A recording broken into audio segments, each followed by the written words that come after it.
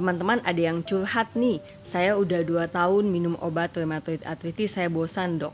Nah memang teman-teman sekalian, rasa bosan untuk minum obat atau rasa bosan untuk periksa ke dokter, ini adalah suatu hal yang wajar untuk penyandang penyakit kronis.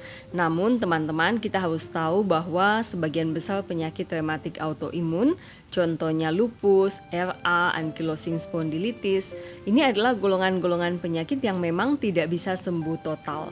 Jadi membutuhkan pemantauan jangka panjang dan pengobatan jangka panjang. Nah teman-teman, meskipun tidak bisa sembuh total bukan berarti RA lupus tidak perlu diobati. Teman-teman memang tetap harus mendapatkan pengobatan rutin untuk mencegah komplikasi penyakit-penyakit tersebut. Seperti contohnya pada rheumatoid arthritis, tujuan pengobatan salah satunya adalah mencegah cacat atau bengkok sendi. Selain juga mencegah komplikasi sistemik daripada RA, misalnya pada organ-organ tubuh atau mencegah osteoporosis, mencegah komplikasi kardiovaskuler. Nah, itu tujuan pengobatan rheumatoid arthritis. Nah, pada lupus juga demikian. Jadi teman-teman tetap harus mendapatkan pengobatan rutin lupus. Tujuannya adalah untuk mencegah komplikasi lupus, terutama pada organ-organ vital. Misalnya pada otak, ginjal, dan pada organ-organ yang lain. Jadi lupus ini bisa menyerang semua organ. Nah, justru dengan pengobatan rutin, teman-teman bisa mencegah komplikasi penyakit-penyakit ini pada organ-organ tersebut. Nah, kalau timbul rasa bosan, mungkin teman-teman bisa berpikir demikian. Nah, kita harus berpikir apabila memang kita bosan minum obat, apa efeknya ke tubuh kita. Nah, biasanya teman-teman, kalau misalnya teman-teman bosan minum obat rheumatoid arthritis dan menghentikan pengobatan tanpa izin dokter, yang terjadi adalah demikian.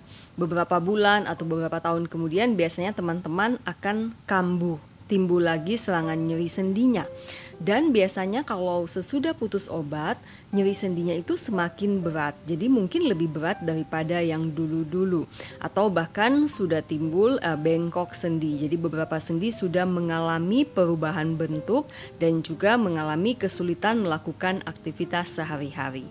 Jadi biasanya kalau kita putus obat, kondisinya tuh tidak akan semakin baik namun semakin parah. Nah, kalau semakin parah ada konsekuensi yang lain. Biasanya tidak akan cepat penanganannya. Maksudnya setelah diberikan obat tidak akan cepat membaik, lebih sulit pengobatannya. Kemudian biasanya pun obat-obat yang digunakan akan semakin banyak. Yang jelas ini akan menimbulkan suatu masalah baru juga bagi teman-teman. Nah, kalau kita paham hal ini, tentunya teman-teman sekalian sudah mengerti bahwa lebih baik kita mengobati sejak awal dan tetap kontrol atau dimonitor oleh dokter masing-masing dan tidak putus obat supaya nanti penyakit kita tidak semakin memberat. Nah, karena kita sudah tahu bahwa kalau kita putus obat dan penyakit memberat akan timbul masalah-masalah lain yang tentunya akan semakin lebih berat lagi.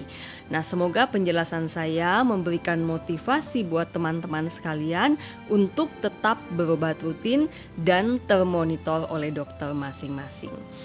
Demikian penjelasan saya, salam sehat dan semangat untuk semuanya.